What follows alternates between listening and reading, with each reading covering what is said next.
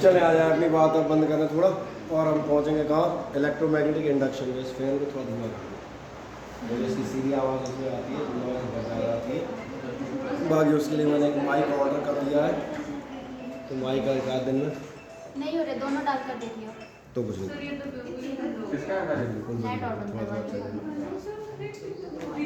अरे मैं भी तेरे सामने खड़ा हूँ, तो बैठिए, मैं टहल रहा हूँ, मेरी मेहनत ज़्यादा है। चलो, मैंने कहा था इलेक्ट्रोमैग्नेटिक इंडक्शन पे आप जाएंगे EMI, तो मैंने एक तो ये सारी जानकारी आपको दी थी। मैग्नेटिक इफेक्ट का कंप्लीट रिवीजन आपका हो गया था, न्यूमेरिकल थ्योरेटिकल दोनों पॉइंट ऑफ व्यू से कर दिए थे। जो थ्योर वो थी क्या बताते हैं न्यूमेरिकल से, उनके लेक्चर्स और उनकी शीट दोनों आपको मैंने सेंड कर दिए हैं। तो जो लोग नहीं बीच में प्री बोर्ड चलते कर पाए, एक बार उनको बैठ कर देना। सारे बोर्ड एग्जामिनेशंस के ज़्यादातर पिछले क्वेश्चन जो आपके आए हैं पिछले 8-10 सालों में, वो कर दिए हैं। उनसे बेनिफिट ये है कि आपको ये समझ में आ जाएगा हमारे यहाँ किस टाइप के क्वेश्चन आते हैं और अपन उन्हें कर पा रहे हैं कि नहीं कर पा रहे हैं। बाकी मैंने यहाँ कराए हुए हैं, तो समझ में आ रहा होगा सारे बेहतर क्वेश्चन। नेक्स्ट आप जाएंगे इलेक्ट्रोमैग्नेटिक इंडक्शन पे जाओगे, तो ये टॉपिक अभी हमने लेटेस्ट ही पढ़ाया हुआ है, बहुत आसानी से रिवाइज हो जाएगा। EMI में जा देगा। सबसे पहली डेफिनेशन जो आपसे मैं लेके चलता हूँ वो कौन सी आती है, वो आती है मैग्नेटिक फ्लक्स के नाम से। मैग्नेटिक फ्लक्स में जाओगे तो मैग्नेटिक फ्लक्स क्या था, वही डेफिनेशन आपकी इलेक्ट्रिक फ्लक्स वाली। कौन सी, ये याद होगी, नंबर ऑफ फील्ड लाइंस। हाँ, फील्ड लाइंस में आप नाम बदल सकते हैं, इलेक्ट्रिक फील्ड लाइंस या फिर मैग्नेटिक फील्ड लाइंस। तो नॉर्मल है आपका कितना आ रहा था, ये कह रहा है is defined as the total number of magnetic field lines passing normally through that surface. उस सरफेस से पास होने वाली लाइंस कहलाएंगी। इसके बाद जो आपका एक कंफ्यूजन था वो भी मैंने यहाँ दिखा देता हूँ। Let a magnetic field vector B is making an angle theta with the direction of normal। और इसको ध्यान से देखिएगा,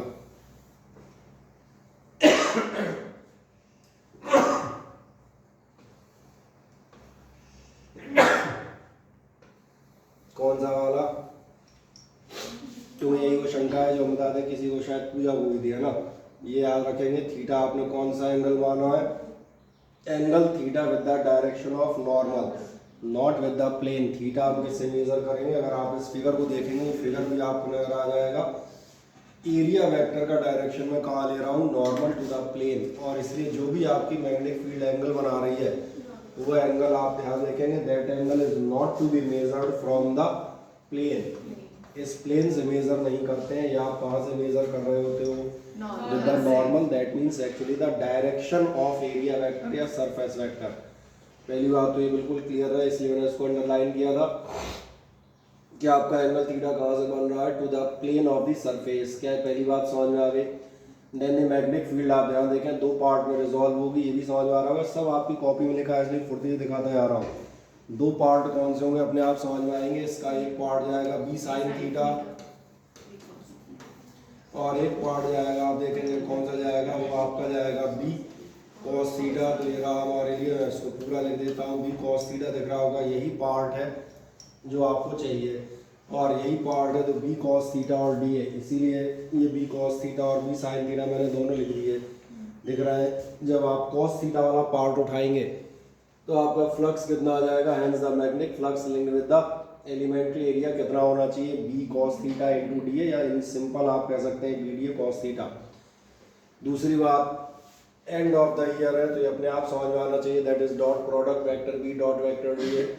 टोटल निकालना चाहोगे तो इंटीग्रेशन ऑफ BD आप कह सकते हैं, या आप कह सकते हैं BA कॉस थीटा किसी न्यूमेरिकल के लिए। फर्दर आप जाएंगे, छोटी छोटी बात है फालतू की जो आप पूरे सब जगह हर चैप्टर में पढ़ के आए होंगे।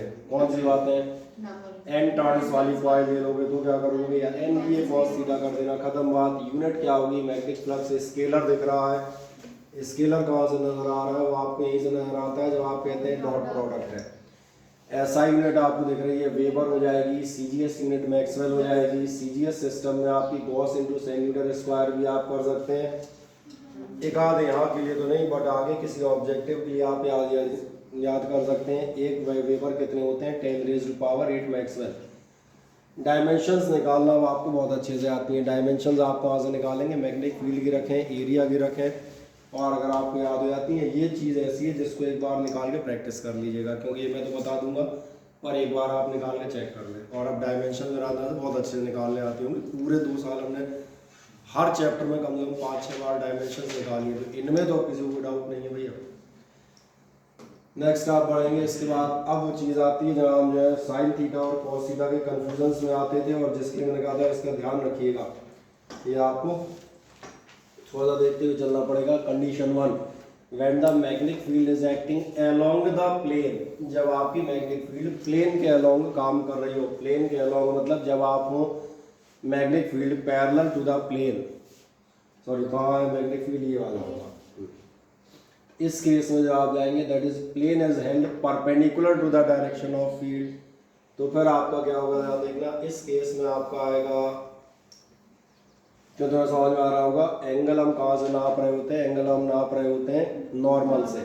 यानी अगर ये मैग्नेटिक फील्ड है तो यहाँ देखना, ये जो मैग्नेटिक फील्ड है इसके साथ एक दिक्कत है, ये मैग्नेटिक फील्ड आप देखेंगे, ये मैग्नेटिक फील्ड कैसी आ रही है, अलोंग द प्लेन है, लेकिन दिक्कत ये है कि मैं एंगल कहाँ से मेजर करना है, from the normal. That's why जो आप कहते हैं when the plane of the loop, plane of the coil is parallel या अलोंग द मैग्नेटिक फील्ड, तो ये वो महान केसेस हैं जिनमें थीटा आता है 90।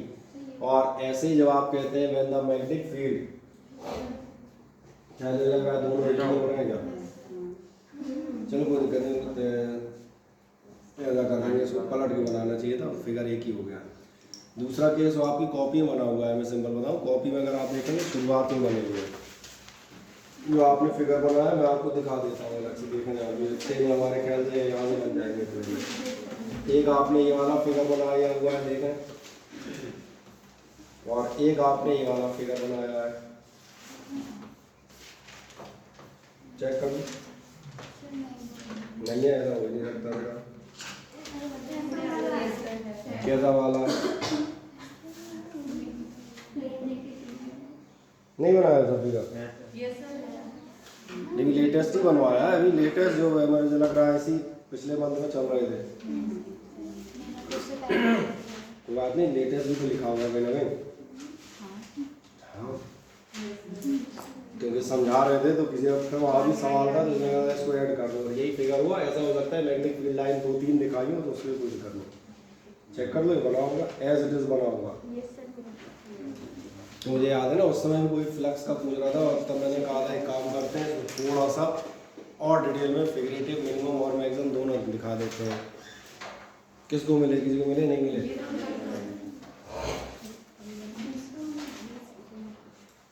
नहीं है और कुछ क्या जा रहा है देखते हैं।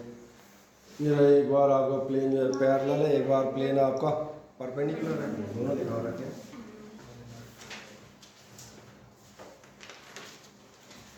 और जब आप ये देख लेंगे तो मैंने कहा ये इसीलिए था, कंडीशन सेकंड भी वही है कि जो आपका परपेंडिकुलर टू द फील्ड जाओगे तो फिर आपका एंगल कितना लिया जाएगा, तो फिर आपका एंगल लिया जाएगा मैंने कहा 0 डिग्री, और परपेंडिकुलर टू द फील्ड का भी फिगर आप दिखा देते हैं। मान चले ये है आपका एरिया या सरफेस और ये है आपकी मैग्नेटिक फील्ड, यही केस बना हुआ है ना, दिख रहा है plane of the coil is perpendicular to the magnetic field, लेकिन ध्यान देखना आपका एरिया वेक्टर कहाँ जा रहा होगा, एरिया वेक्टर का आप डायरेक्शन देखेंगे, एरिया वेक्टर ये है, ऐसा मत कहना एरिया वेक्टर ऐसा नहीं होता, मुझे ही पता है, मुझे दिखाया है ताकि आपको क्लियर कर दिख जाए कि उसका डायरेक्शन है, तुम सोचो अच्छा ऐसा बनाना है क्या। कई बार क्या होता है बिल्कुल गुरु भक्त टाइप के शिष्य मिल जाते हैं, सर ने ऐसा बनाया था, अर्थ का बिल्कुल अनर्थ करने वाले भूल जाते हैं, इसलिए किया है ताकि कलर मिक्स नहीं हो, आपको नजर आए अलग से।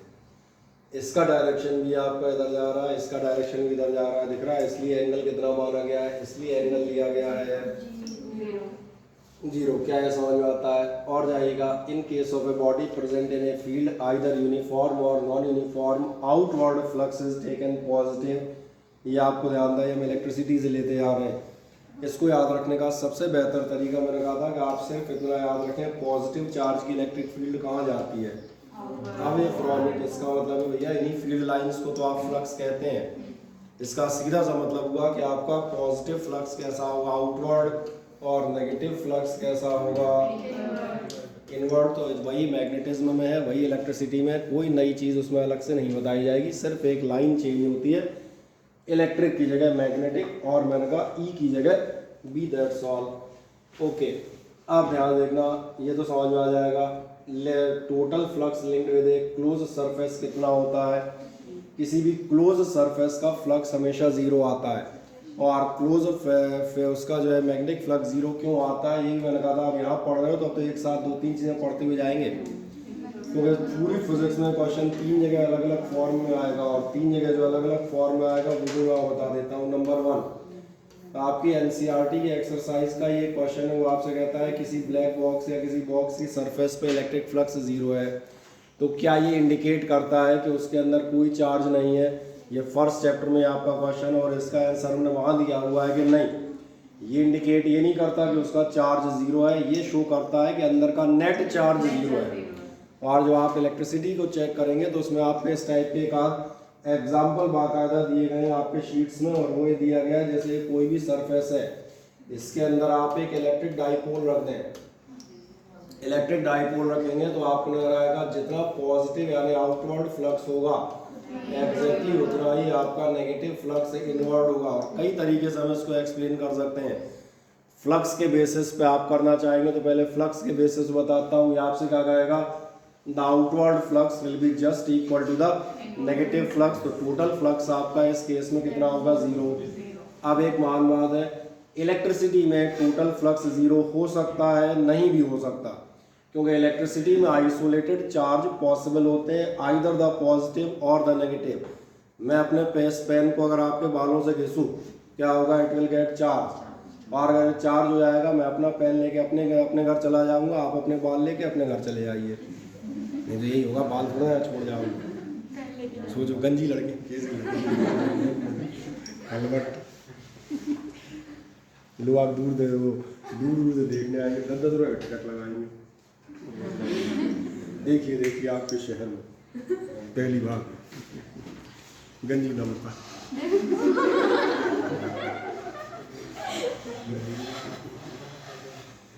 मेरी बात समझ में आती है। तो मतलब आइसोलेटेड चार्ज पॉसिबल है, आइसोलेटेड आपके पोल्स पॉसिबल नहीं है, क्योंकि पोल्स में ध्यान जाएगा हमेशा।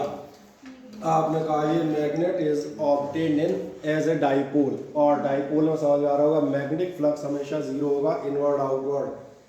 अब इस बात को थोड़ा स्टैंडर्डाइज करते हैं। स्टैंडर्डाइज कहाँ से करोगे, आपने पढ़ रखा है इलेक्ट्रिक फ्लक्स, ये होता है Q अपॉन एप्सिलॉन नॉट। अगर हल्का सा याद हो, हम कई बार यहाँ समेशन Q बोल देते हैं, समेशन Q है, Q भी लिखेंगे तो कहता हूँ net charge, total charge.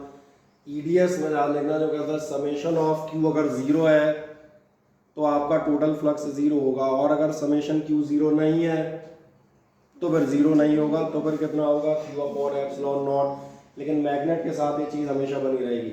Magnet का आप देखेंगे समेशन Q के बजाय आप कह सकते हैं समेशन ऑफ मैग्नेटिक पोल, ये हमेशा ज़ीरो होंगे बिकॉज डाइपोल है।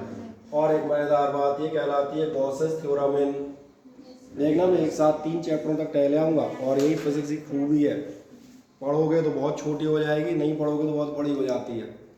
पहला चैप्टर याद आ गया, गॉस थ्योरम यही थी। ये वाला चैप्टर नज़र आ रहा है, मैं बीच में हम एक चैप्टर पढ़ रहे थे इलेक्ट्रोमैग्नेटिक वेव्स, मैक्सवेल्स इक्वेशंस पढ़ते थे। मैक्सवेल की पहली इक्वेशन यही है, और एक मज़ेदार बात है, मैक्सवेल की सेकंड इक्वेशन है इंटीग्रल BDS। अब मैं इंटीग्रल नहीं लिख रहा, शॉर्ट में लिख देता हूँ। ये आपकी मैक्सवेल सेकंड इक्वेशन है कि total magnetic flux linked with the close surface कितना होना चाहिए, ज़ीरो। तो भैया एक ही जानकारी लेके 3 चैप्टर पढ़े जा सकते हैं, यहाँ से लेके वहाँ तक। यही है ना मैक्सवेल सेकंड इक्वेशन, चेक कर लीजिएगा जाके।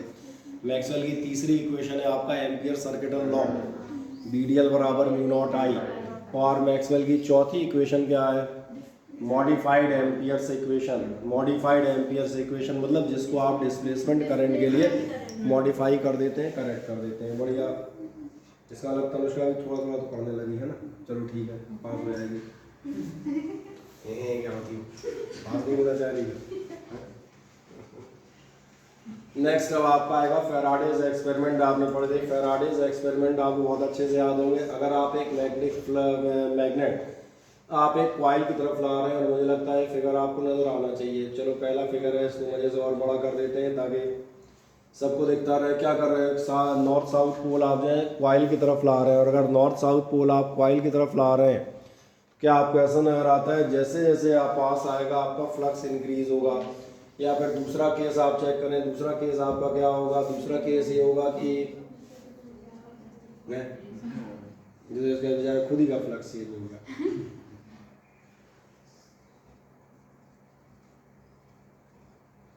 ये आप जाएंगे वापस ले जा रहे हैं तो फिर क्या होगा, फ्लक्स डिक्रीज होगा, क्योंकि फैराडेज जो फिनोमेना यहीं से स्टार्ट होता था कि आप कोई मैग्नेट पास या दूर ले जाए तो क्या होगा, फ्लक्स या तो बढ़ेगा, magnetic number of magnetic field lines या तो इंक्रीज होंगी और या फिर डिक्रीज होंगी। क्या फर्क पड़ेगा। This experiment was perform by, तो ये बताओ फैराडेज एक्सपेरिमेंट किसने किया था। चलो कुछ तो मालूम है। एंड हेनरी, इसके साथ एक सहयोगी भी था, उसका भी नाम याद रखिएगा, Henry. To understand the concept of electromagnetic induction the relative motion of a bar magnet with respect to a coil is observe. क्या ऑब्जर्व किया था आपने, कॉइल और बार मैग्नेट का रिलेटिव मोशन जो हम बात कर रहे थे, क्या क्या आपको आए। When the bar magnet is at rest then there is no deflection। Bar magnet अगर रुका हुआ है तो डिफ्लेक्शन नहीं होता। ये आपका आगे जाके लॉ बनेगा कि EMI का फिनोमेना केवल तभी तक रहता है जब तक आपके दोनों में रिलेटिव मोशन मौजूद है। सेकंड कहता है when the n pole facing the coil moves towards the coil, जब आपका n पोल फेस करता हुआ आता है तो फिर क्या होता है, एक डिफ्लेक्शन होता है। ये भी आपका आधा लॉ बन गया, आधा क्या 25%।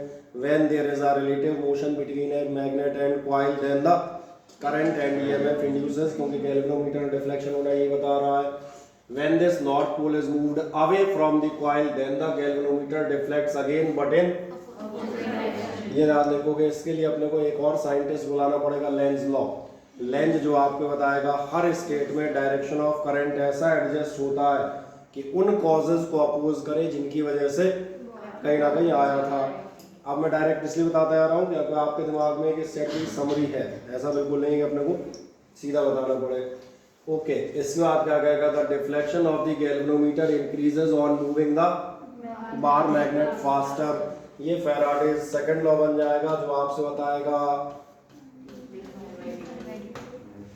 जितना तेजी से आप फ्लक्स चेंज कर रहे होंगे, जितना फास्टली आप मूव कर रहे होंगे, उतना ही बेहतर EMF या आपको वो मिलेंगे। और similar observations are obtained with the S pole also.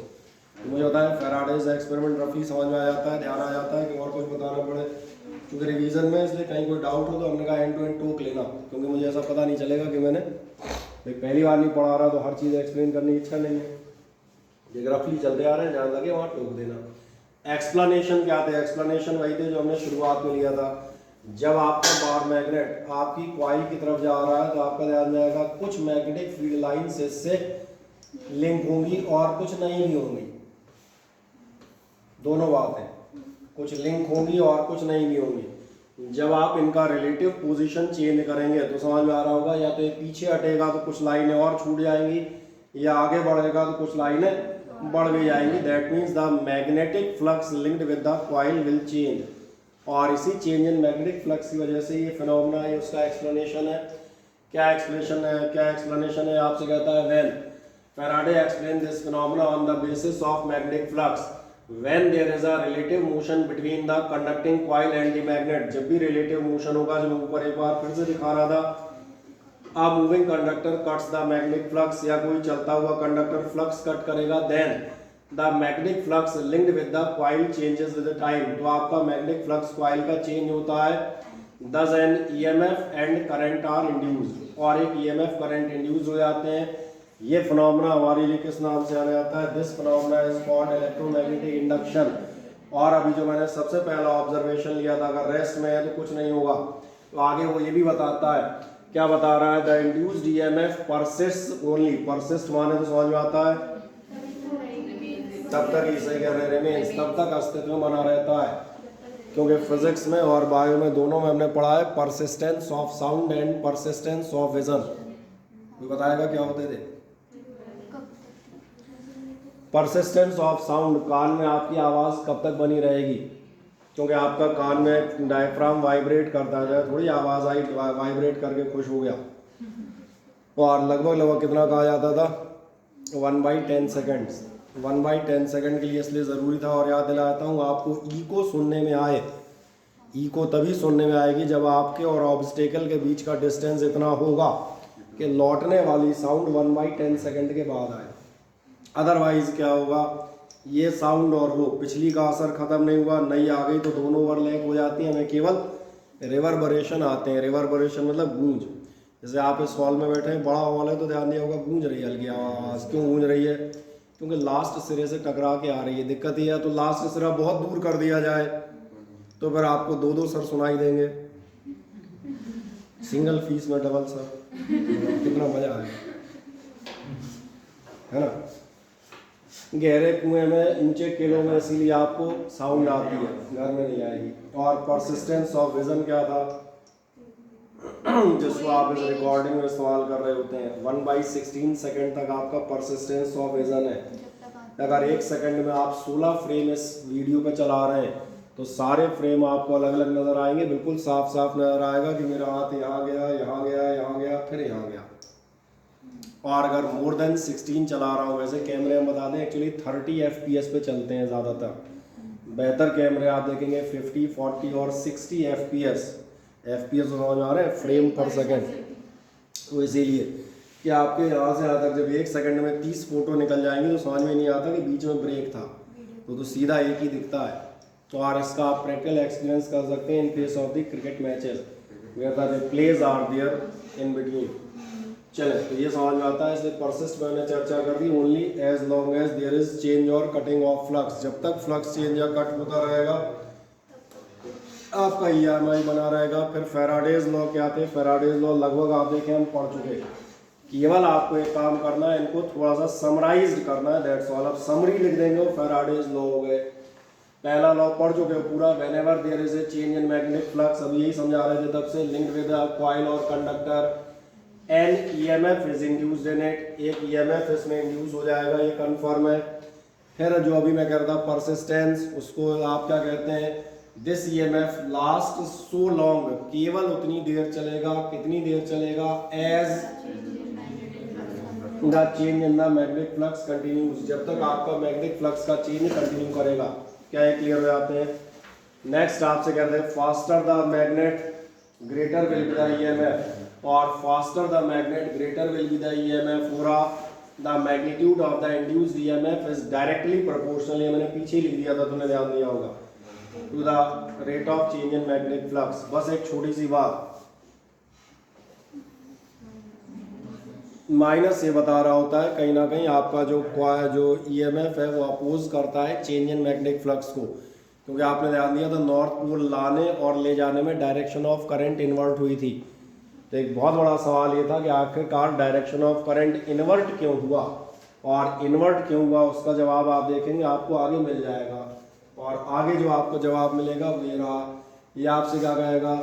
Here negative sign indicates that the induced EMF tends to oppose the change in magnetic flux, ये magnetic flux के चेंज को अपोज करने की कोशिश करता है। बाकी n टर्न्स हो तो n से मल्टीप्लाई कर देना, एक मनोरंजन वाली लाइन है, बार बार लिख दी जाती है कि आदमी अपने होशो हवास में बना रहे, दैट्स ऑल, और कुछ नहीं। हाँ, तो इनका इतना ही यूज है। जैसे पिछले टर्न में एक आदमी से कोई पूछ रहा था अगर सॉफ्ट आयरन कोर रख दें तो क्या होगा, मैंने कहा था अपन तो 60-70 बार रख चुके ऑलरेडी, जो तब हुआ था वही अब होगा, कुछ नया नहीं होने वाला। सॉफ्ट आयरन कोर रखने का एक ही रीज़न है, और वो रीज़न है मैग्नेटिक परमेबिलिटी हाई है, और उसके होने से जो भी मैग्नेटिक इफेक्ट है, चाहे मैग्नेटिक फील्ड हो चाहे इंडक्शन हो, μr टाइम्स इंक्रीज हो जाएगा, चाहे सोलेनॉइड में रखो चाहे टोरेनॉइड में रखो। अच्छा, टोरेनॉइड नहीं होती, टोरॉइड होती, मुझे याद रखना पड़ेगा। तो टोरॉइड में रखो, और काय में रखेंगे? कॉइल में रखो, गैल्वेनोमीटर में रखो, ट्रांसफार्मर में रखो, जनरेटर में रखो, मोटर में रखो, सब जगह रख सकते हैं। In the resistance of the, हाँ अब एक सवाल छोटा सा, करंट इलेक्ट्रिसिटी से चला जाता है, यहाँ नहीं रहता। ध्यान देखना, जब हम पूरा पढ़ते हैं फिजिक्स पूरी इंटरलिंक्ड है, हमने यहाँ बता के छोड़ दिया कि आपका E बराबर कितना था? -dϕ/dt EMF। अब कोई कह रहा है सर करंट कितनी आएगी, करंट कितनी आएगी, अलग से फॉर्मूला क्यों? तुम करंट इलेक्ट्रिसिटी पढ़ के तुम बहुत अच्छे से मालूम है, करंट होती है वोल्टेज अपॉन रेजिस्टेंस, खत्म बात। जब वोल्टेज निकल गया तो रेजिस्टेंस, तो ऐसे लोगों को केवल याददाश्त बनी रहे, इसलिए आपको बताएं। देखो ये अदर फॉर्म क्या है? फ्लक्स चेंज कर रहे हो, फ्लक्स क्या होता है? NBA cos थीटा, यानी ध्यान देखना है, फ्लक्स चेंज में आप कई चीज़ें बदल सकते हैं। या तो आप फ्लक्स बदल सकते हो, या आप बी बदल सकते हो, या आप थीटा बदल सकते हो। तो जो भी बदल रहा है ये कोई फॉर्मूले नहीं है। मैं फिर रिपीट करूं, बहुत सारी गड़बड़ जो है बता दें, जितने स्टूडेंट हैं वो कहाँ गड़बड़ करते हैं बता दूं, क्योंकि हर साल मैं आपको एक अच्छी बात बताऊँ, मेरे पास 2 से 3 ऐसे विद्यार्थी आते हैं जिन्हें मैं वापस करता हूँ ससम्मान नहीं बात करते, क्योंकि सबके गार्जियन लेके आते हैं और सबकी एक ही कॉमन समस्या होती है, सर बेटे का 3rd ड्रॉप है, तीसरा ही होता है बेटा। आदमी इमरजेंसी में ही सही जगह जाता है। याद रखना, होम्योपैथिक और आयुर्वेद तभी तलाशे जाते हैं जब आदमी बिल्कुल समझ जाता है कि एलोपैथी में कुछ नहीं रखा। मेरी बात समझ आ रही है? और शुरुआत से चला जाता तो शायद कुछ हो भी जाता। तब होम्योपैथी वाला ही कहता है, बोले भाई साहब दे रहा हूँ, देखो जूस, क्या बोले आप लाया कुछ बचे ही नहीं बोल। तो मैंने कहा 3rd ड्रॉप वाले आएंगे और आने बाद उनकी कॉमन प्रॉब्लम होती है। बोले तीसरा ड्रॉप है, जूलॉजी 90, बॉटनी 89, केमिस्ट्री 92, फिजिक्स बोले पूछो मत, फिजिक्स ही हो जाती। तो बोले आज आपके सामने थोड़ी बैठे होते। शुरुआत में हमने 2-4 बार इन लोगों को पढ़ाने का प्रयास भी किया, फिर मैं समझ में आ गया इनको हम पढ़ा नहीं पाएंगे। उसका कारण होता है 3 साल में इतना पक चुका होता है तो उसे तुम जो पढ़ा रहे हो ना, एक तो उसे शंका बनी रहेगी जितनी छोटी चीज़ क्यों पढ़ा रहे हैं, बड़ा पढ़ा है मैंने, बड़ा 3 साल से पढ़ रहा है इसलिए बैठा है, उसको समझ में नहीं आता। तो मैंने कहा तुझे बड़ा पढ़ने की जरूरत ही नहीं है, सब मालूम है तुझे, पढ़ाना क्या है सब मालूम होता है उसे। तो एक न्यूमेरिकल पकड़ा दो ना, साफ हो जाता है। उसकी प्रॉब्लम कहाँ होगी, तो प्रॉब्लम यही नहीं समझ में आ रहा था फ्लक्स की यूनिट वेबर होती है, इससे भी हमें फ्लक्स पता चल जाता है। सर कोई शॉर्टकट बताओ, शॉर्टकट नहीं होती बेटा। ये आप याद रखें, फॉर्मूले नहीं है, इसलिए फिजिक्स को केवल समझ के साथ पढ़ सकते हैं। d∅/dt rate of change in flux. अब फ्लक्स में क्या चेंज करोगे? फ्लक्स आपका 3 चीजें कंटेन करता है। फ्लक्स कंटेन करता है जनरली कॉइल के नंबर ऑफ टर्न्स, तो शायद ही कोई बदल के कॉइल को खोल के फिर से लपेटने लग जाए, ये पॉसिबिलिटी नहीं है, तो इसलिए इसको नहीं लिया। या तो बी बदल दोगे, मैग्नेटिक फील्ड एरिया बदल सकते हो, आप cos थीटा बदल सकते हो। ध्यान देखना, ये तीनों फॉर्मूले ही बता रहे हैं, केवल हिंट के लिए आपके लिए, ये रटने या याद करने के लिए कतई नहीं है। जो मैं कहता हूँ प्रॉब्लम ये लोग आगे इनको याद करते बैठे रहते हैं। इतने फॉर्मूलों और इतने शॉर्टकट्स का ढेर लग जाता है कि जब जरूरत पड़ती है क्या होता है बेटा, मैं युद्ध में ज़्यादा अस्त्र लेके जाओगे तो एक अगली समस्या खड़ी हो जाती है। जब युद्ध होता है तो अपने ये नहीं समझ आता कौन सा इस्तेमाल करें, मिल नहीं रहा मुझे, सही है ना। एक तलवार लेके जाओगे तो वही हाथ में आएगी, अब तलवार गदा भाला चक्र ये वो, फिर ढूंढते फिरोगे उठाना क्या था, ये भी कई बार जाते हैं। देन इंड्यूस्ड चार्ज भी आप देखना, यहाँ की हमारी समस्या ही नहीं है, तुमने ध्यान नहीं दिया। अगर आपके पास करंट मौजूद है तो चार्ज निकालने का काम हम करंट इलेक्ट्रिसिटी में ऑलरेडी कराए, इसलिए मैंने कहा था ये इन समस्याओं को यहाँ अगली समस्या में बना लेना। हम समस्याएं खुद खड़ी कर रहे होते हैं, चार्ज बोले अलग से फॉर्मूला बताओ, EMI वाला बताओ। मैंने EMI वाला कुछ नहीं होता, एक ही होता है, वो 10th से चला आ रहा है। 10th वाला delta Q upon delta T पढ़ रहा था, 12th वाला dQ/dt पढ़ रहा है, बस कुछ नहीं। लैंग्वेज ही स्टैंडर्ड कर दी है। क्या हो जाएगा आपका dQ बराबर IDT, I वो रखा है I ऊपर, dt से dt कैंसिल कर लेना, खत्म कहानी हो जाएगी। मुझे नहीं लगता इसमें कुछ रटने योग्य है, एक बार देखने के लिए केवल, ताकि आपको ध्यान रहे कि हाँ ऐसे निकालते हैं, that's all. Okay, charge induced आप कर लेंगे, कोई समस्या तो नहीं, बढ़िया। नेक्स्ट आप लेके जाएंगे इसके, आपका तो पावर पॉइंट भेज दूंगा और या शीट भेज दूंगा अभी इसके बाद, ठीक है ना। जो आप पढ़ रहे हैं उसके अलावा आप एक बार इससे पढ़ लीजिएगा, आप चाहे देखो जो आपने लिखा है सब ने अपने अपने हिसाब से लिखा है।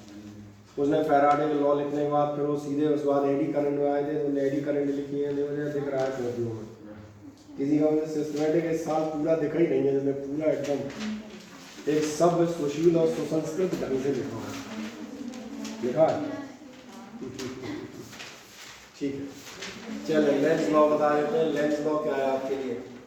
लेंस लॉ यही है जिसकी हम बात कर रहे थे कि आपका क्या होगा, आपने जब ध्यान दिया था नॉर्थ पोल आता था या जरिया आपका जाता था तो डायरेक्शन ऑफ करंट आपकी रिवर्स हो जाती थी। और दूसरी चीज़ फैराडे ने भी अपनी लॉ में क्या दिया हुआ था, माइनस डी फाई और D T.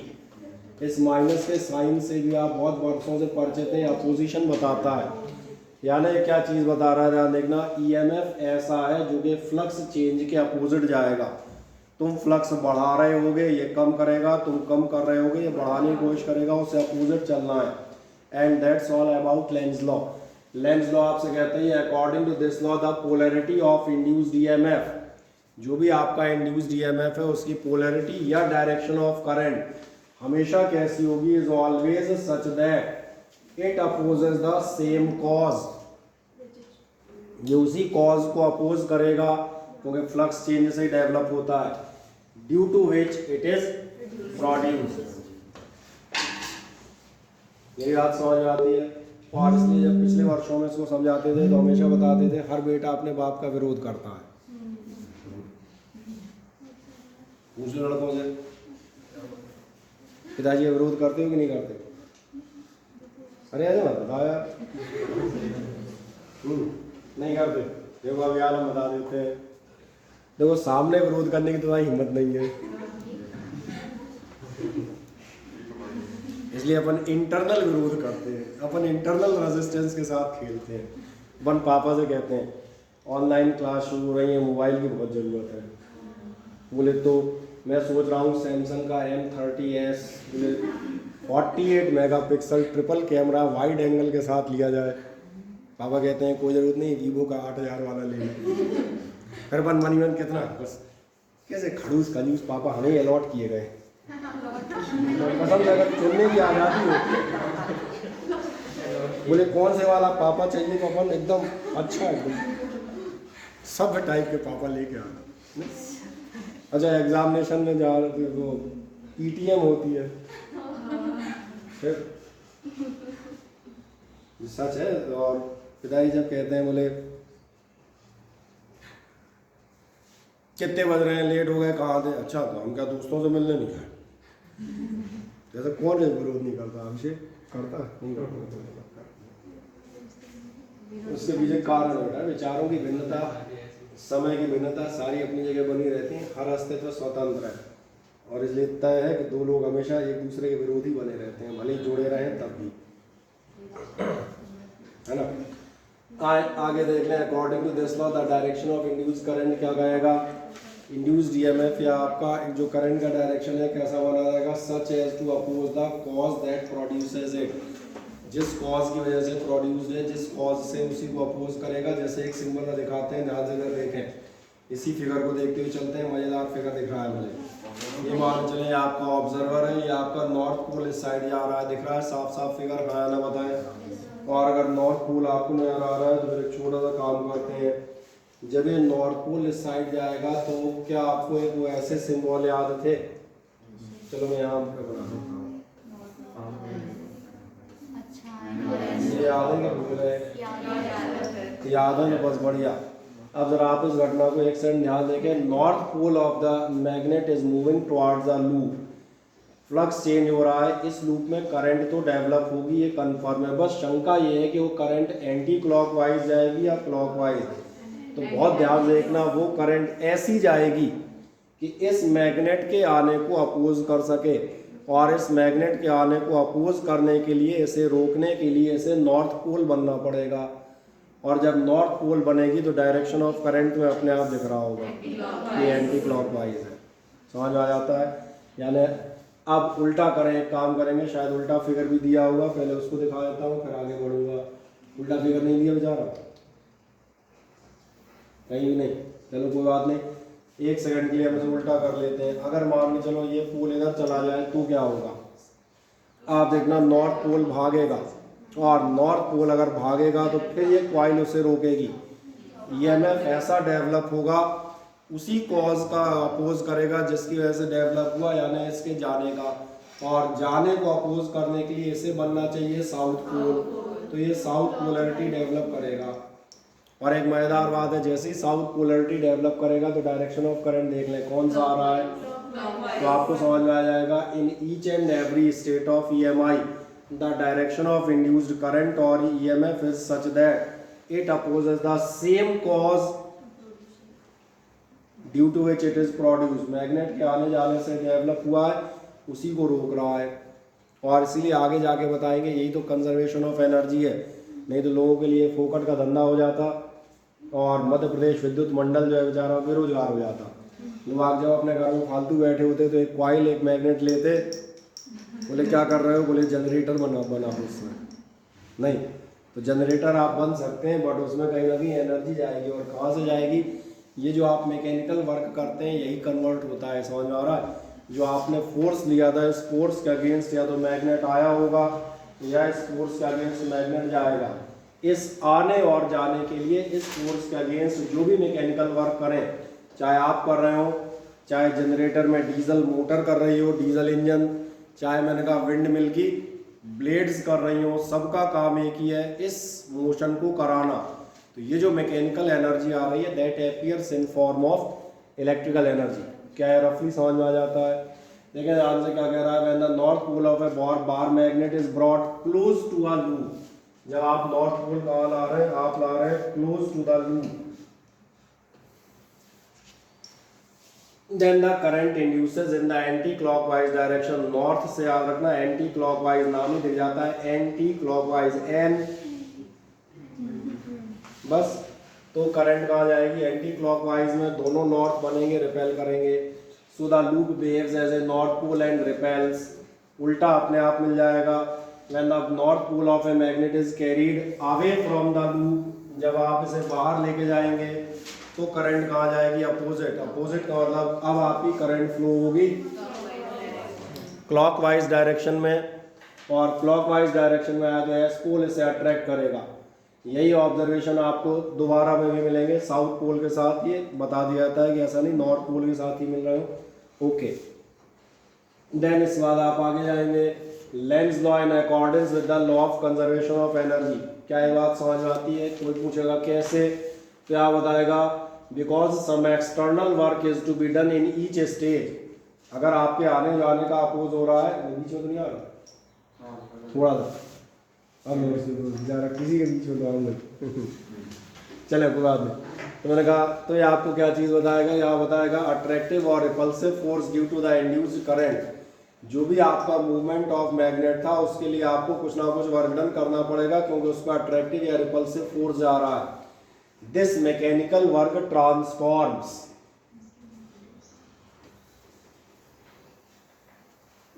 into the mechanical energy। और यही मैकेनिकल वर्क किसमें ट्रांसफॉर्म हो जाता है? ये मैकेनिकल एनर्जी में ट्रांसफॉर्म हो जाता है। मुझे लगता है ऐसा आपको समझ में आ जाना चाहिए। कोई दिक्कत हो तो मुझे बताएं। हाँ या ना? नहीं? ठीक। उसके आगे का चीज़ दिए पढ़ो।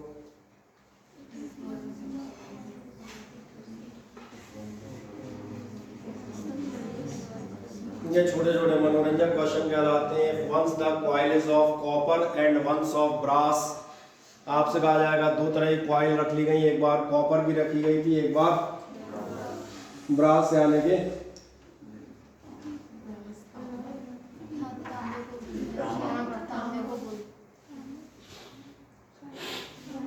तुम्हारे घर में तांबे की कोई चीज है?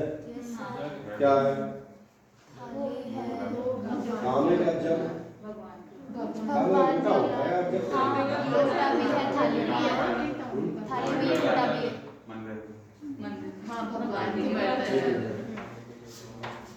वो तांबे की होगी, आप सही कह रहे हैं। और तांबा होता है कॉपर,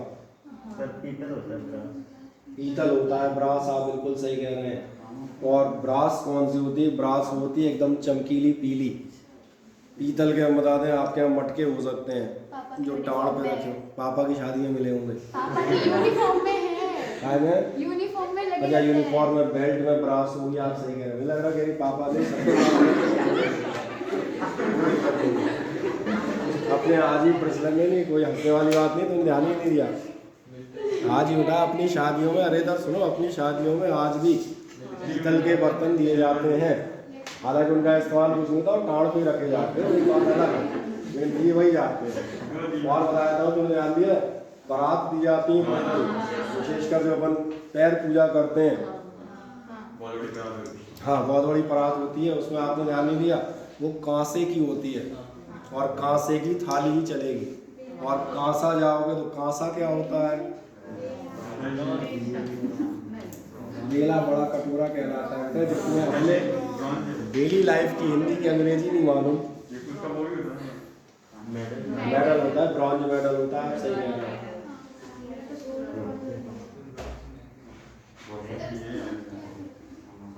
मिल गई थालियाँ कांसे वाली। और जो पूजा में आप इस्तेमाल करते हैं वो भी अक्सर हम बता दें, तांबे का लोटा होता है। प्लेट और थालियाँ जनरली वो आप तांबे और कांसे की इस्तेमाल करते हैं, क्योंकि अपने परंपराओं के अनुसार कांसे की थाली बेहतर मानी जाती है। कई बार अपने को पता नहीं होता तो बंदे तांबा पीतल कांसा जो है सब एक ही मानते, लेटस x बराबर y बराबर z।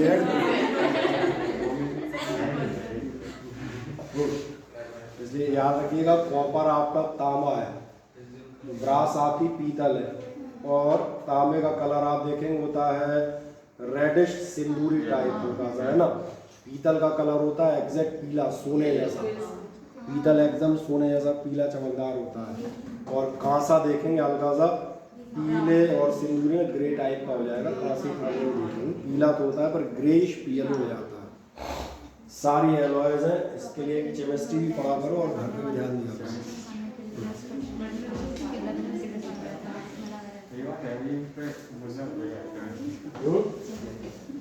नहीं बेटा कमी हम बता दें, या तो तुम्हारी या कई बार शिक्षकों ने, सही कह रहा हूँ, अब जा रहा हूँ बता देता हूँ, रिलेट ही नहीं करते। कांसा ब्रॉन्ज और पता नहीं क्या एलॉय पढ़ा रहे हैं, ये नहीं बताएंगे। घर में जाके देख लो 4 डली होंगी।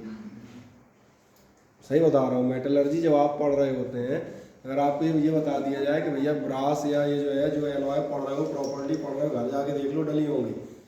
और रस्टिंग और कोरोजन बताए गए होंगे, कॉपर में बताया गया होगा दही और ऐसी चीज़ें मत रखो। ग्रीन कलर की कॉपर कार्बोनेट जमने लगता है, वही महान काम नहीं। टाड़ पर रखी पीतल की थाली उठा के चेक कर लेना, हरा हरा फफूंद टाइप जमी मिलेगी। घर जाके देख लो, मेटलर्जी तो घर में डली होती है आदि। शर्त ये है कि यहाँ खड़ा हुआ आदमी उसको रिलेट कर दे, और दूसरा मैंने कहा आप उसको पढ़ लें, है ना।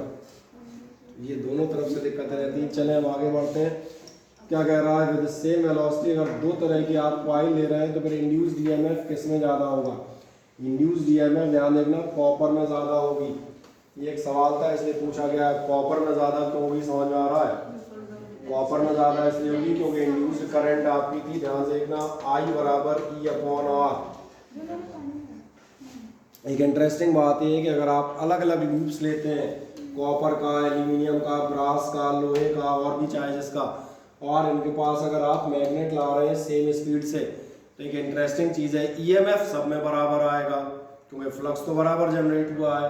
लेकिन ईएमएफ बराबर जनरेट होने के बावजूद इन सब में करंट अलग अलग आएगी। करंट सबसे बेहतर किस लूप में होगी?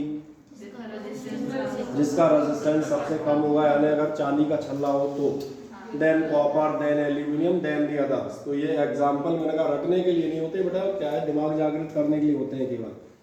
चले एक नेक्स्ट जाते हैं। इसके बाद अगला नंबर आपसे बताएगा some standard cases for questions based on direction. ये आपके डायरेक्टली पिछले सालों के क्वेश्चन हैं और कुछ नहीं, उनसे मिलती जुलती चीज़ें हैं जो मैंने एक बार हल्का सा ध्यान देखें कि अगर relative motion between 2 coaxial coils हैं, बहुत ध्यान से इस केस को देखना। मैं हल्का सा बड़ा कर रहा हूँ ताकि नजर आए, और पेन को कर लेते हैं अपन एकदम मोटा भद्दा काला। अब देख लो ना,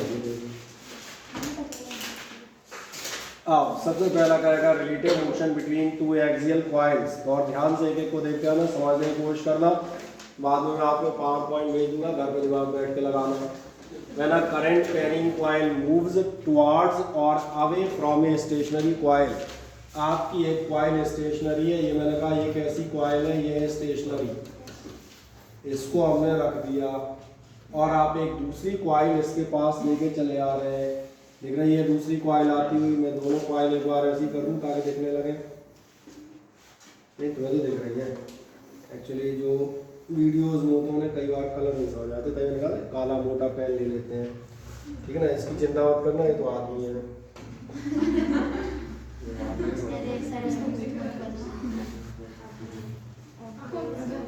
आदमी की मुंडी लगा दी है ना।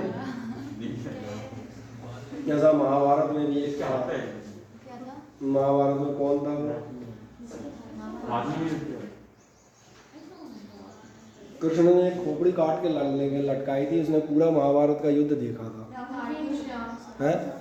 हाँ एक खाटू श्याम थे पर उनका ओरिजिनल नाम कुछ और था। खाटू श्याम तो बाद में कहलाए।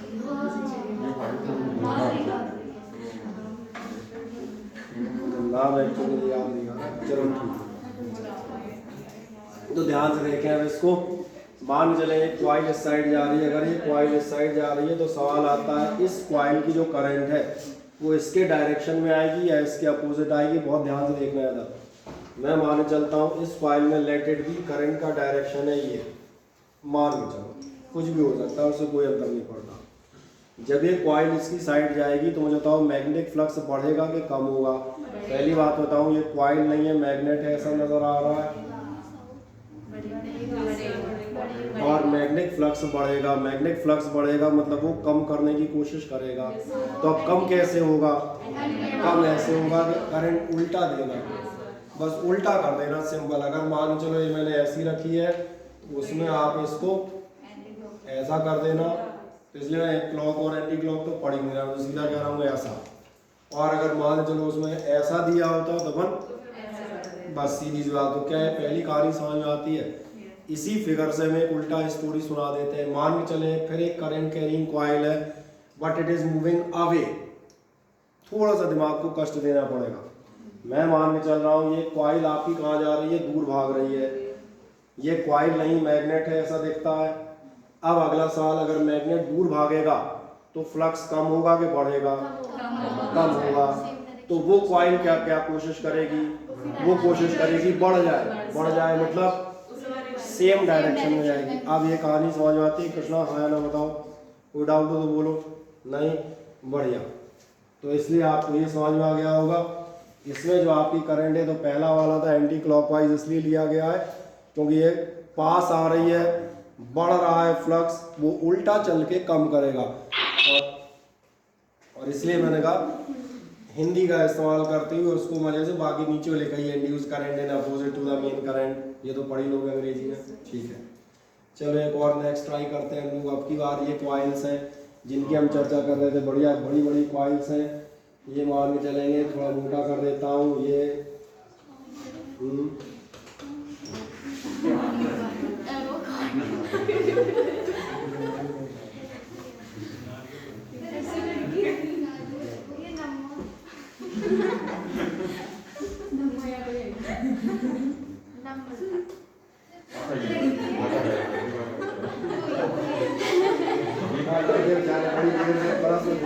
पूरे हमारी शक्ल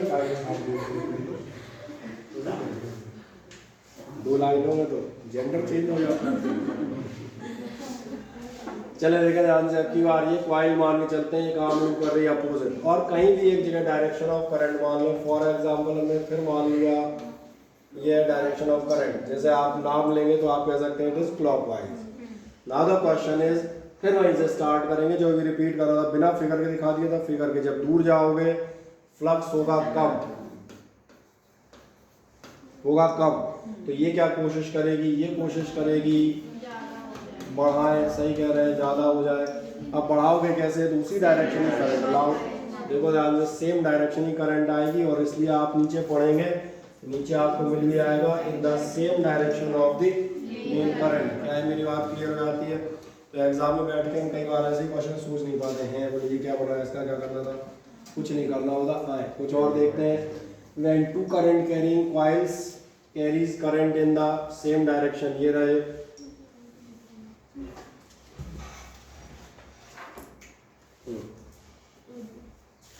ये दोनों करंट सेम डायरेक्शन में, ध्यान रखना। ये कॉइल आपकी कहाँ जा रही है? ये दोनों आ रही हैं एक दूसरे की साइड। और कुछ मत करना, मैंने कहा दिमाग को इसमें रखने का, और हाई फाई मत सोचा करो। हमेशा कहो फिजिक्स, तभी आप समझ पाएंगे। आप सिंपल सोचेंगे, स्टैंडर्डाइज सोचने की कोशिश करोगे तो फिजिक्स उतनी ट्रांसफॉर्म हो जाएगी। दो कॉइल आ रही है, मुझे बताओ दोनों में डायरेक्शन ऑफ करंट सेम है क्या अपोजिट है? नहीं, अभी तो सेम दिख रहा है, तो बना दूंगा, कोई दिक्कत नहीं। इसलिए मैंने पेन उठाया था।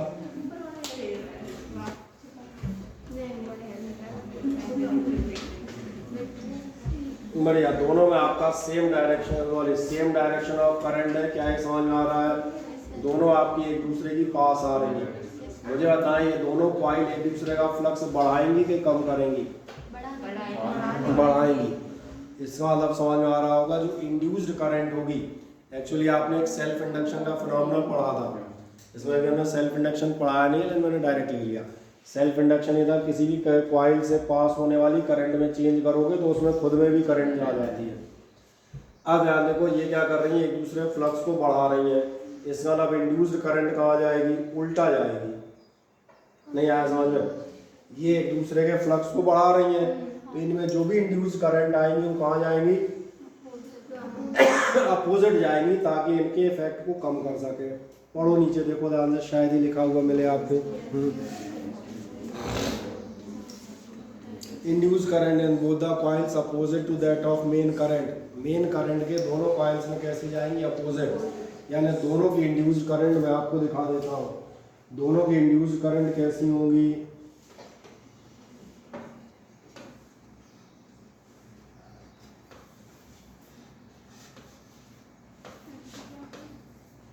आई डैश समझ में आ रहा होगा, जो इंड्यूस हुई है। और इसकी भी कैसी होगी? इसीलिए कलर ने चेंज कर दिया, दिख गए। दोनों के इंड्यूस करंट का डायरेक्शन ये होगा ताकि इनके असर को कम कर सके। अच्छा, अब एक और मनोरंजन वाला ये वाला फिगर देखो तो फिर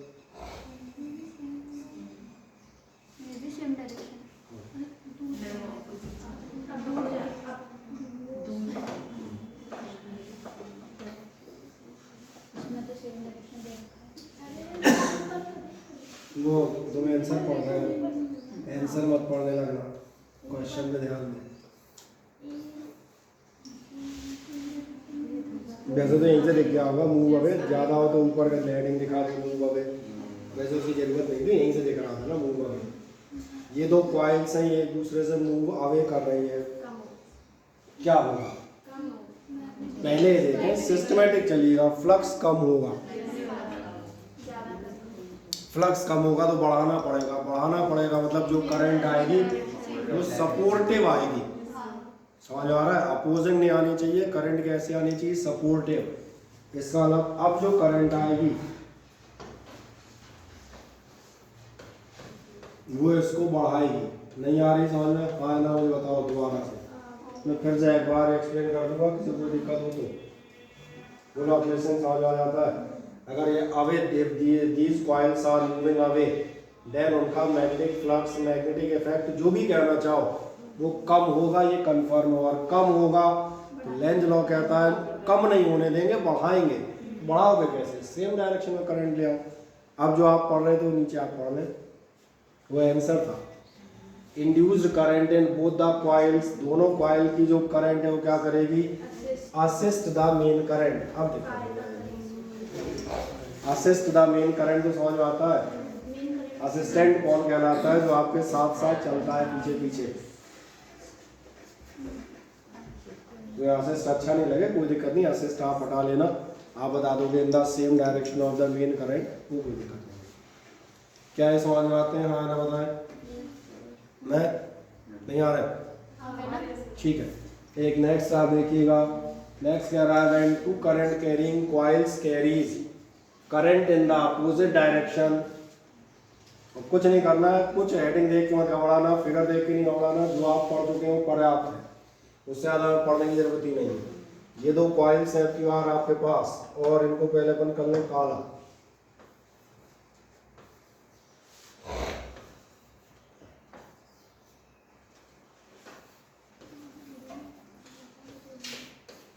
इसलिए लगा था कुछ पढ़ने की जरूरत ही नहीं पड़ेगी, ठीक है ना? अब बताओ, ये दोनों कॉइल्स आसपास आ रही हैं, इन दोनों कॉइल्स में इंड्यूस करंट के डायरेक्शन क्या क्या होंगे? पहली का बताना और दूसरी का बताना।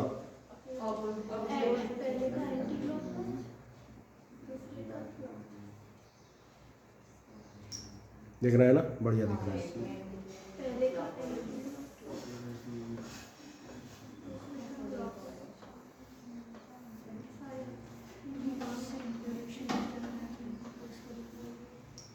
ठीक है, बताओ।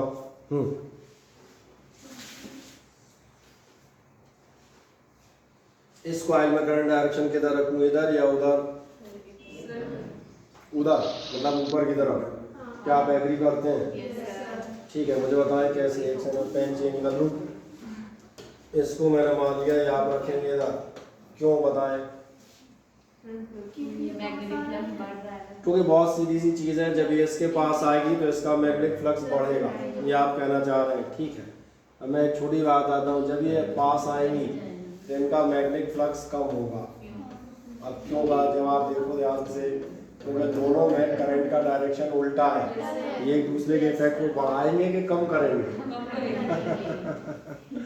समझ में आ गई मेरी बात? पिछली बार में और इस बार में छोटा सा अंतर है, छोटा सा अंतर मैं दोबारा दिखा देता हूँ। पिछली बार ध्यान देखना, ये कॉइल थी, दोनों में करंट का डायरेक्शन एक ही था। काली वाली करंट की बात कर रहा हूँ, काली वाली मेन करंट है। जब ये कॉइल एक दूसरे के पास आएंगी, मैं पास आने की बात कर रहा हूँ, पास आएंगी तो दोनों एक दूसरे का इफेक्ट बढ़ाएंगी, क्योंकि दोनों सेम है। लेकिन जब आप उस पर जाएंगे जिस फिगर की हम बात कर रहे हैं, तो उल्टा हो जाएगा, दोनों अपोजिट डायरेक्शन में। लिख गई क्या करंट डायरेक्शन लिखेगा, ऊपर पढ़ना वढ़ना मत, तुम सीधा फिगर देखो, फिगर जल्दी दिखते हैं। इसलिए एक दूसरे का फ्लक्स या मैग्नेटिक फ्लक्स क्या करेंगे, कम करेंगे। अब जब कम करेंगे तो फिर अपना इंड्यूस्ड ईएमएफ या इंड्यूस्ड करंट क्या करेगा,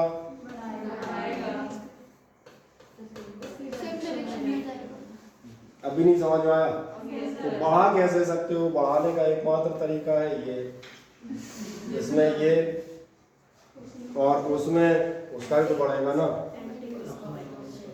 बस ठीक है, ये मिल जाना चाहिए। क्लॉक एंटी क्लॉक तो बाद में देख लेंगे। ये कौन सा डायरेक्शन है, क्लॉकवाइज। आओ चेक कर लेते हैं, induce current in coil A is, मिल गया। और बी में कहा गया, अच्छा ये है, तो that in coil B is anti clockwise. अब ये समझ में आते हैं ना? ठीक है, बचा कुचा दिमाग इस पे खर्च करें। पहले इसको मैं वो कर दूं जरा एक सेकंड में, ताकि हर आदमी को दिखे। एक सेकंड, पहले वाले से जस्ट अपोजिट।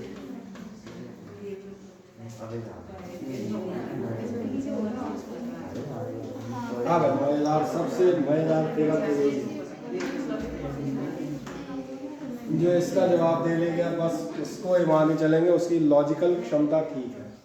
जब फिजिक्स नहीं लगेगी, इसमें क्या क्या लगेगी, mental ability, reasoning, logical ability. ध्यान से देखें सर, दोनों क्योंकि दूर जा रहे हैं तो कम हो रहा है, तो बढ़ाने के लिए नहीं, कम करने के लिए ना उल्टे डायरेक्शन में लगेगा। सर दूर जाएंगे तो प्लस बढ़ेगा, शायद दोनों में डिक्रीज होगा, दोनों में डिक्रीज होगा। ठीक है, और सोचें, अच्छे से बताएं, आराम से सोचें, कोई जल्दी नहीं है। इसको याद रखूँ जब तक तुम सोचो मजे से।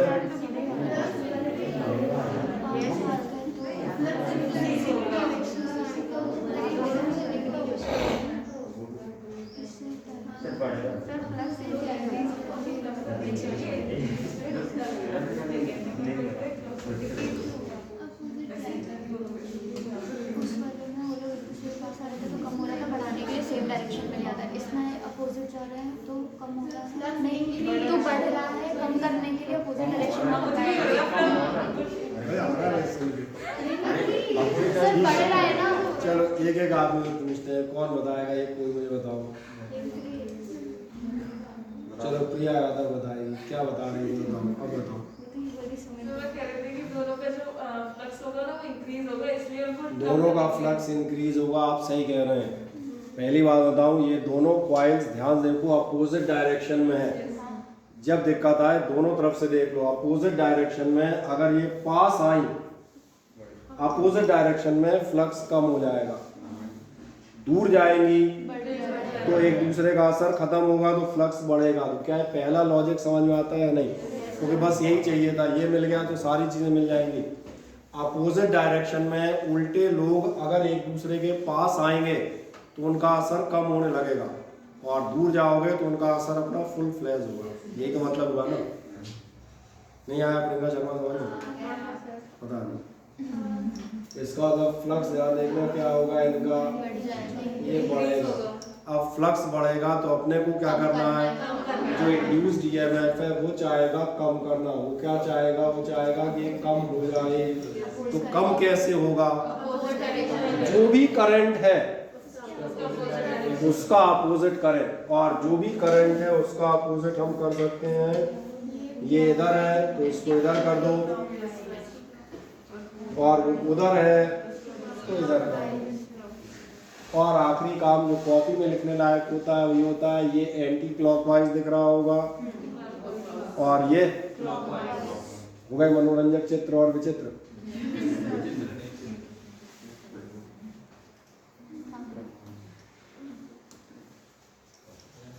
When the inductive circuits are closed or opened, ठीक है, किसी भी सर्किट को आप क्लोज या ओपन करते हैं। क्लोज या ओपन का मतलब समझ में आ रहा है। क्लोज करने का मतलब होता है सर्किट का स्विच ऑन करना।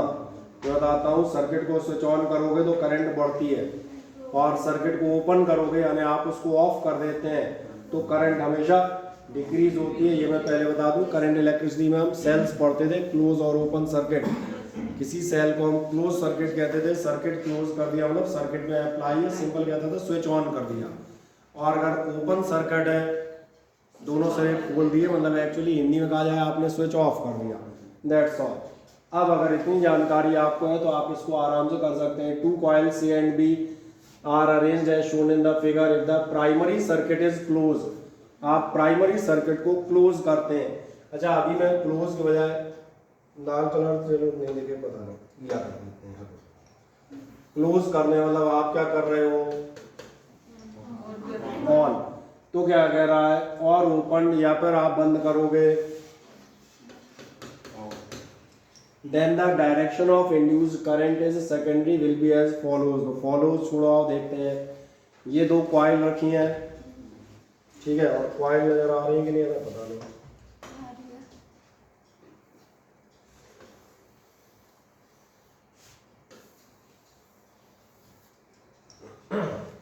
आ जाए, ध्यान देखें, इसमें बस इतना इतना ध्यान दीजिएगा, प्लस किधर है और माइनस किधर है, ठीक है ना, ये देखना पड़ेगा। ये सब छोड़ो, रेजिस्टेंस तो अपनी जगह होता ही है।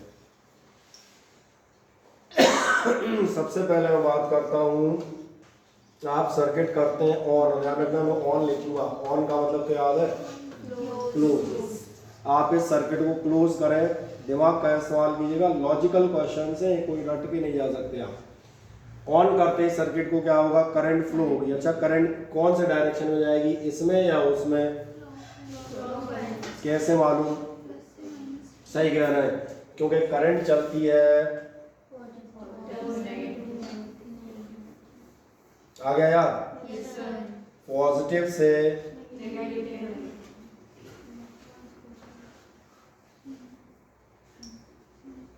तो पहले तो हमें अपनी करंट को पता चल जाए, ये हो गई करंट।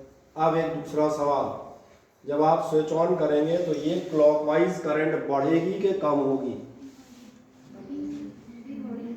स्विच ऑन करने पर सर्किट में करंट बढ़ती है या कम होती है, बढ़ती है, और बढ़ती नहीं, बहुत ज़्यादा बढ़ती है। ऑन करने से पहले 0 थी, ऑन करते ही 5 एम्पियर हो जाती है, 10 एम्पियर हो जाती है, 15 एम्पियर हो जाती है। कोई मैं ऐसी चीज़ नहीं बता रहा कि आप कहते नहीं, अरे बोले ऐसा formula, whose theorem is this, कोई थ्योरम नहीं, कॉमन वाला सेंस है। जैसे ही ये करंट बढ़ी, अब आप वापस उन्हीं फिगर्स में, ये करंट बढ़ रही है तो ये क्या करेगा, कम करने की कोशिश करेगा। तो ये बढ़ रही है, वो कम करेगा तो किधर फ्लो होगा,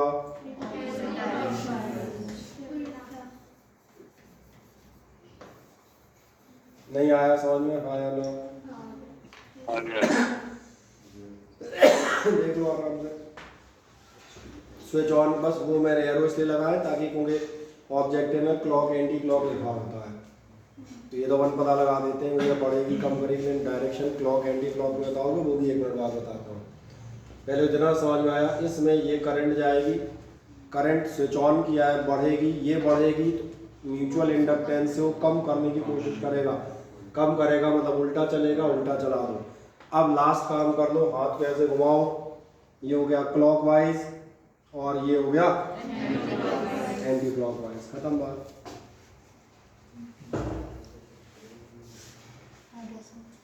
मुझे लगा कहेगी दिमाग का दही हो गया। चले, करंट डिक्रीजेस इन कॉइल ए। अब जस्ट उल्टा क्वेश्चन लेते हैं। जस्ट उल्टा क्वेश्चन लेने पहले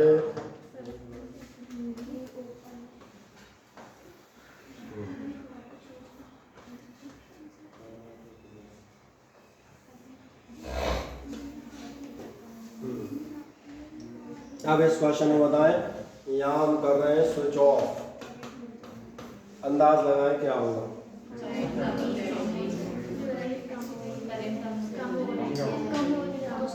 करंट कम हो जाएगी, फ्लक्स कम हो जाएगा, वो आला बढ़ाने की कोशिश करेगा।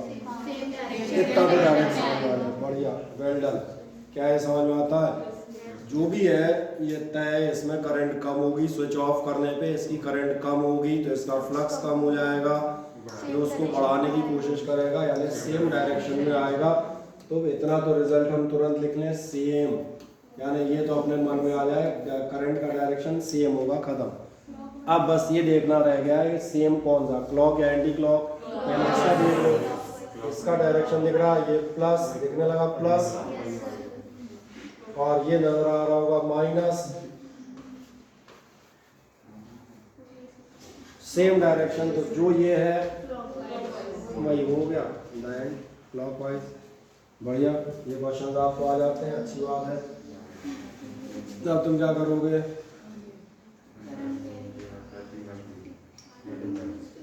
ये सेल्फ इंडक्शन का है। क्या कह रहा है? When current increases, ये सस्ता सवाल है, खुद वैसे ही कर सकते हो। अगर आप की प्रेस करेंगे, आपसे कहा जाता है press the key. Press the key जो आपसे कहते हैं ऑन कर दें, ऑन करते ही क्या होना चाहिए? करंट बढ़नी चाहिए। और करंट बढ़ेगी तो कॉइल की करंट कहाँ जाएगी? अपोजिट जाएगी। कम करने की आयशी गिर गई क्या बेचारी? अच्छा, ये पार्शियली गिरी है, पहले ऊपर गिरा के उसको चेक किया, गिरने लायक स्थिति है कि नहीं। हाँ, धीरे धीरे।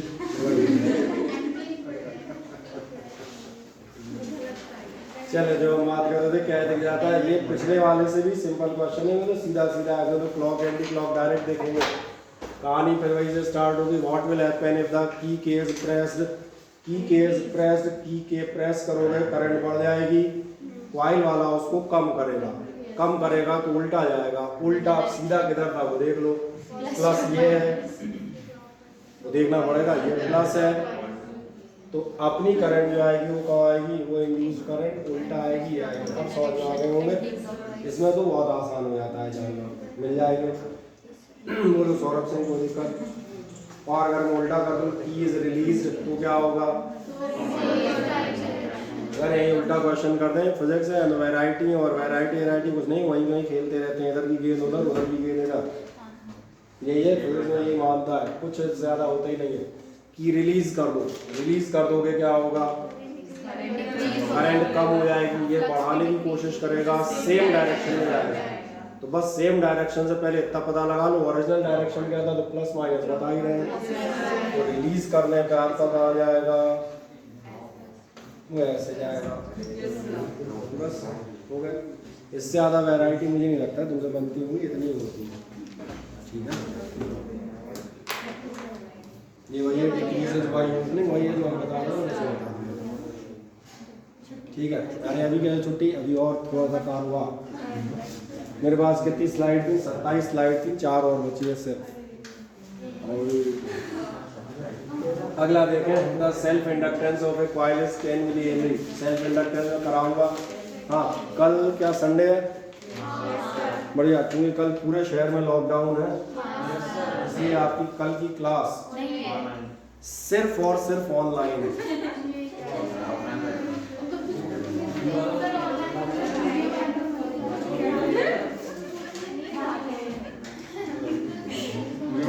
चलिए कुछ ये बनाते क्लास लेंगे।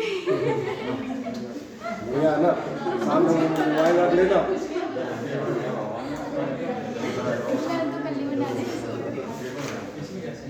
क्या कह रहा है? Self inductance of a coil is 10 milli henry. जरा देखा जाए आंसर की बार इधर आ जाए, 2 ऑर्डर फुटी से, ताकि हम 4 छोटे छोटे सवाल कर लें। तो मैं क्या कौन कौन पढ़ रहा है? अभिषेक सिंह क्या कर रहा है? आगे से सर ज़्यादा हाँ? जो है सेल्फ इंडक्टेंस ऑफ कॉइल फुर्ती से इधर देखो। सेल्फ इंडक्टेंस ऑफ कॉइल आपसे कह रहा है 10 मिली कैसे नजर आ रहा है? सेल्फ इंडक्टेंस मैंने कहा अपन ने पढ़ा पिछली बार है, इसलिए एल होता है ये मालूम है, इसलिए डायरेक्ट क्वेश्चन करा देता हूँ। If current in coil is reduced from 10 ampere to 7 ampere, coil आप करंट कितनी रिड्यूस कर रहे हैं, इतने से इतनी, इन 0.03 second, find the EMF induced. EMF induced का फॉर्मूला मैं याद दिला देता हूँ। बिल्कुल सही कह रहे हैं आप, सुनो, ये होता था E इज इक्वल्स टू,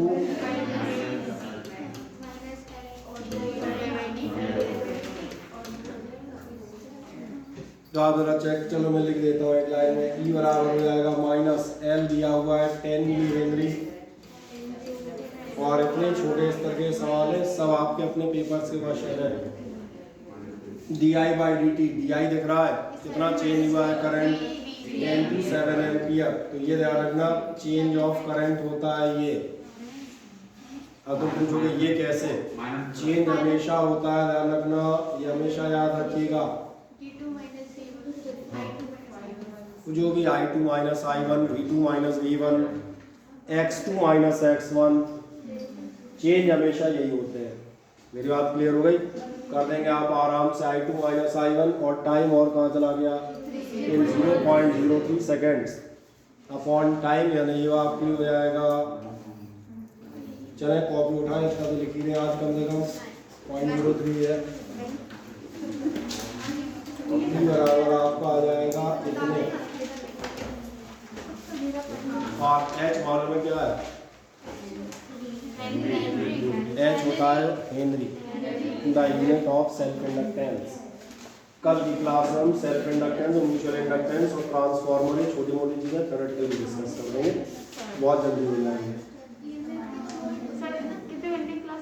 अरे कितने घंटे नहीं, हमने आज तक 1-1.5 घंटे की बार क्लास नहीं करी। दुबला पतला आदमी, छोटी बैटरी है,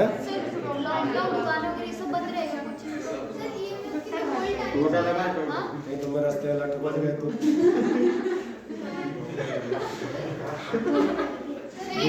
सुबह तो तुम्हारा उद्घाटन है। ओ सॉरी, आप सही कह रही हैं, ईएमएफ की यूनिट होगी वोल्ट, इसलिए आप एक काम करेंगे, कल सुबह ऑनलाइन ही रखेंगे, एक आध कोई जो आना चाहे आ जाना, और उसके आने जाने की जिम्मेदारी उसकी स्वयं की होगी।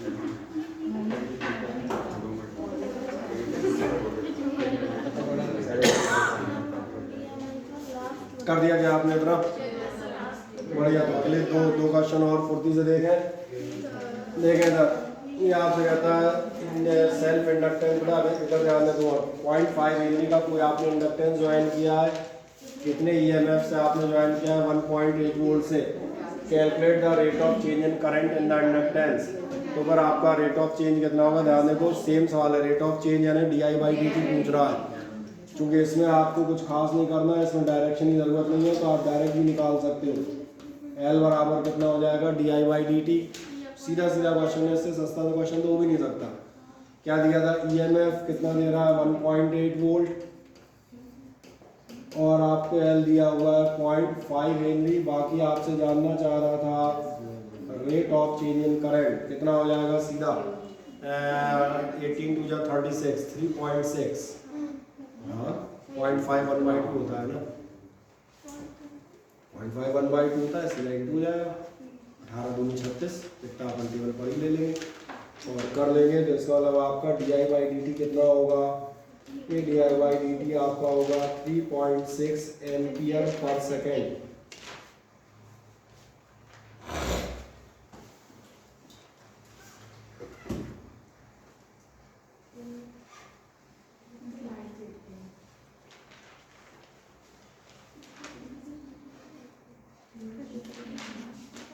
हो गया क्या? हम एक नेक्स्ट क्वेश्चन ट्राई कर लें, ये भी बहुत आसान सा है। ये कह रहा है इंडक्टिव कॉइल है 500 टर्न्स, आप देखें यहाँ से एन आपको गिवन है when DC source of this current of this ampere is passed in the magnetic flux, this much passes through each turn. Her turn से इतना फ्लक्स पास हो रहा है, तो टोटल फ्लक्स के लिए n से मल्टीप्लाई करेंगे. Calculate the self inductance of the coil, और कॉइल का सेल्फ इंडक्टेंस आप निकालें. क्या आपको ध्यान है? कॉइल का सेल्फ इंडक्टेंस होता है, क्योंकि यहाँ पर तो क्या होगा, क्या करना है, n दिख ही रहे, I दिख रहा होगा और आपको 5 दिख रहा होगा. कहाँ गया ये रहा 5, तो कर देंगे. तो ठीक है, इस टाइप में कुछ क्वेश्चन मैं आपको सेंड कर देता हूँ, उनको एक बार करें, कोशिश करें. मैं वो ऐसे छोटे छोटे हैं, कोई जिम्मेदारी आती है, मैं आपको तुम्हारे होमवर्क के तौर पे भेजेंगे. घर पे तो तुम काम करोगे कुछ.